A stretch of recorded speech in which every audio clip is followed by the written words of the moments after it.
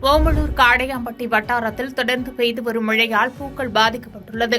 இதனால் பூக்கள் வளர்ச்சி குறைந்து பூக்கள் பூப்பதும் குறைந்து விவசாயிகள் பாதிக்கப்பட்டுள்ளனர். சேலம் மாவட்டம் ஓமலூர், தாரமங்கலம், காடையாம்பட்டி ஆகிய வட்டார கிராமங்களில் கடந்த ஒரு வாரமாக தொடர்ச்சியாக பலத்த மழை பெய்து வருகிறது. அதனால் பூச்செடிகள் பாதித்து பூக்கள் பூப்பது குறைந்துள்ளது. அதேபோன்று வயலில் தண்ணீர் தேங்கி நிற்பதால் பூத்தோட்டங்களில் செடிகள் அழுகும் நிலை ஏற்பட்டுள்ளது.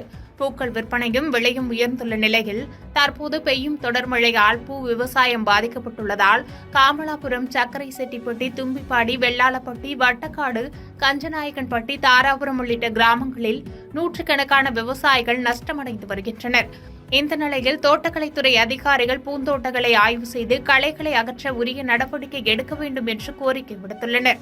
இந்த நிலையில் மழை காலங்களில் தோட்டத்தை முறையாக பராமரிக்க வேண்டும், தோட்டத்தில் தண்ணீர் தேங்காமல் பார்த்துக் கொள்ள வேண்டும் என்று அறிவுறுத்திய ஓமலூர் தோட்டக்கலைத்துறை அதிகாரிகள், விவசாயிகள் தோட்டக்கலை அலுவலகத்திற்கு வந்து தகவல் தெரிவித்து ஆலோசனை பெறலாம் என்று தெரிவித்தனர். பாதகம் செய்பவரை கண்டால் நாம் பயங்கொள்ளலாகாது பாப்பா, மோதி மிதித்து விடு பாப்பா, அவர் முகத்தில் உமிழ்ந்து விடு பாப்பா.